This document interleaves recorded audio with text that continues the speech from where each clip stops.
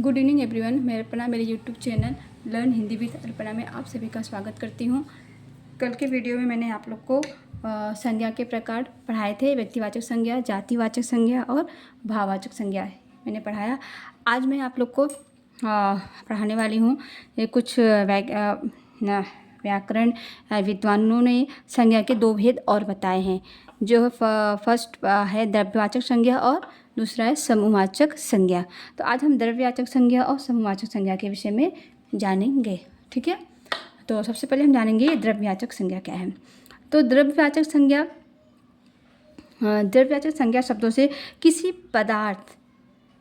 पदार्थ या द्रव्य का बोध होता है, उन्हें द्रव्यवाचक संज्ञा कहते हैं। जैसे सोना, चांदी, लोहा, पीतल। हाँ, तो क्या है ये द्रव्यवाचक संज्ञा। हाँ, ठीक है। फिर आता है समूहवाचक संज्ञा। समूहवाचक संज्ञा क्या है? जिन संज्ञा शब्दों से किसी जाति के समूह का बोध होता है उसे समूहवाचक संज्ञा कहते हैं।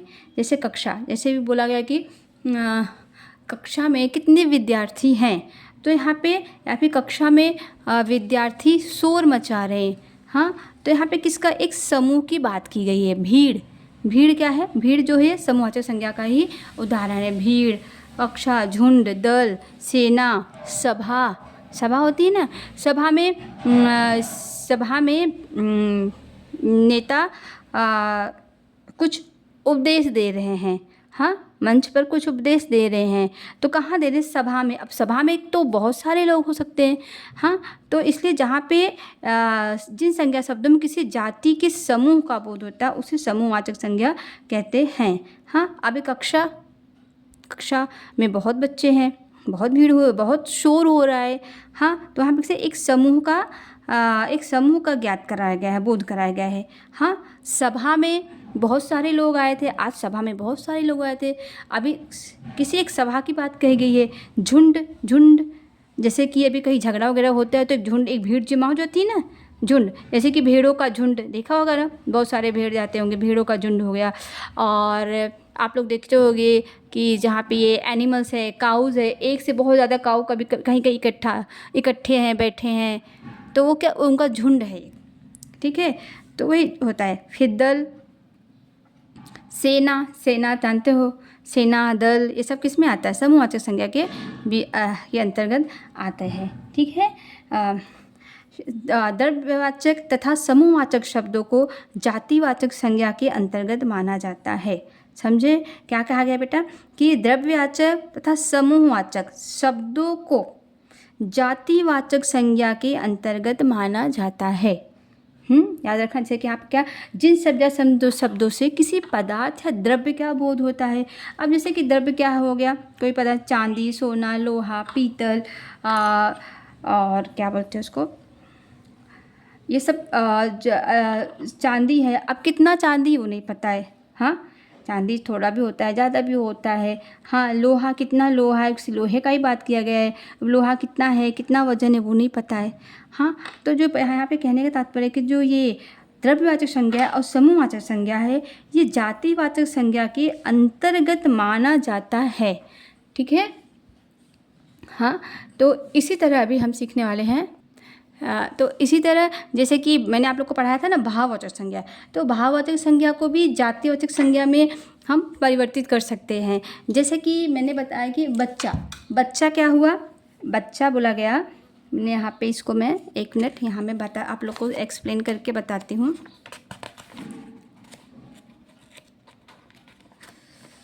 एक मिनट देखिए, जैसे कि यहाँ पे क्या है? जातिवाचक, देखियो, जातिवाचक और फिर दूसरा जातिवाचक संज्ञा, और मैंने इधर लिखा भाववाचक संज्ञा। ठीक है।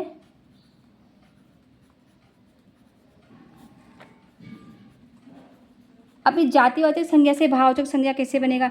जातिवाचक में क्या होगा? जैसे यहाँ पे लिखा मैंने बच्चा। ठीक है, बच्चा क्या हो गया? जातिवाचक संज्ञा। अब इसका भाववाचक संज्ञा क्या बनेगा? बचपन।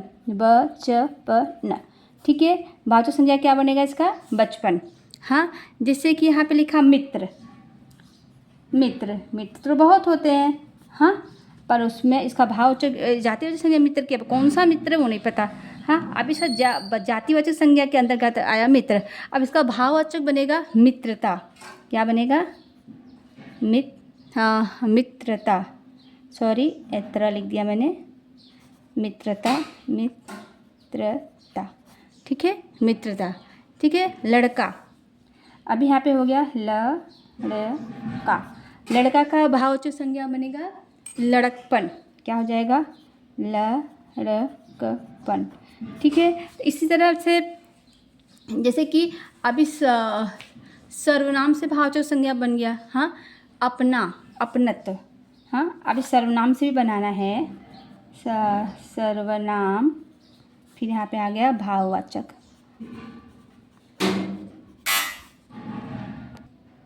ठीक है। तो अभी हम सर्वनाम से कैसे बनेगा, जैसे यहाँ पे मैंने लिखा अपना, अपना, अपना का भाववाचक संज्ञा हो जाएगा अपनत्व। क्या हो जाएगा? अपनत्व, ठीक है, हाँ। निज, जैसे निज लिखा मैंने, क्या लिखा यहाँ पे? निज। अभी निज का भाववाचक संज्ञा हो जाएगा निजता। क्या हो जाएगा? निजता, ठीक है। इसी तरह विशेषण से अगर हमें करना है, विशेषण, हाँ, मैं आपको समझा दे रही हूँ, कल नहीं समझाया था, तो इसलिए मैं आपको भाववाचक संज्ञा किस तरह से, जातिवाचक संज्ञा से, सर्वनाम से, विशेषण से, क्रिया से। अभी विशेषण जैसे हुआ, हाँ, विशेषण यहाँ पे लिख देती हूँ,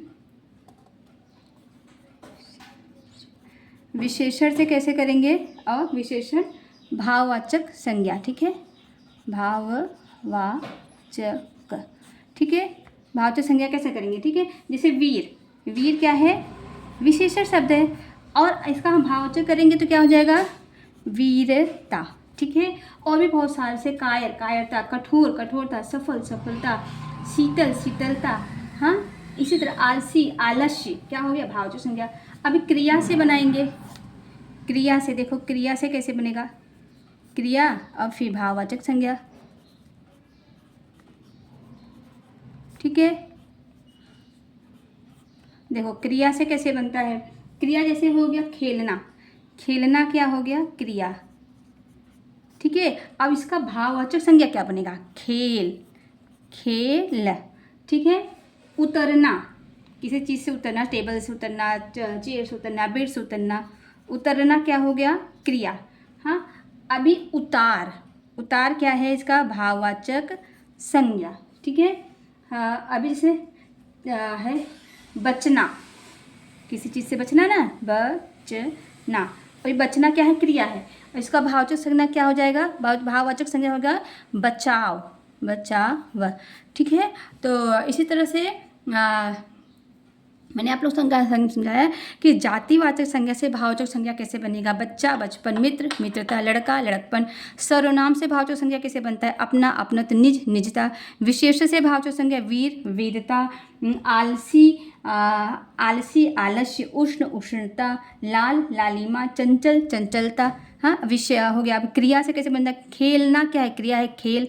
उतरना, उतार। बचना, बचाव, ठीक है। इसी तरह से है, ठीक है। अभी देखो हमने इस पाठ में क्या क्या सीखा, जो मैंने आप लोग को संज्ञा पढ़ाई, इसमें हमने क्या क्या सीखा है।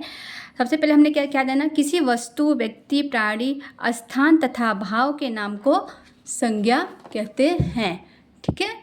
फिर क्या हमने इस पाठ में सीखा, संज्ञा के मुख्यतः 3 भेद होते हैं, ठीक है। मुख्यतः व्यक्तिवाचक संज्ञा, जातिवाचक संज्ञा तथा भाववाचक संज्ञा।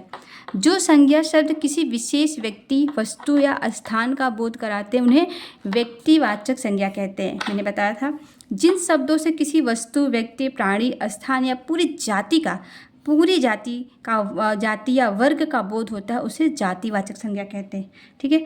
जो संज्ञा शब्द किसी वस्तु, व्यक्ति, स्थान के गुण, दोष, अवस्था तथा दशा का बोध कराते हैं उन्हें भाववाचक संज्ञा कहते हैं। जैसा कि अभी मैंने आपको भाववाचक संज्ञा बहुत अच्छे से बताया, किस तरह से भाववाचक संज्ञा को जातिवाचक से में बदल देते हैं, सर्वनाम में, क्रिया, विशेषण से, और क्रिया से किस तरह से बदल करके उसको भाववाचक संज्ञा बनाते हैं, ठीक है।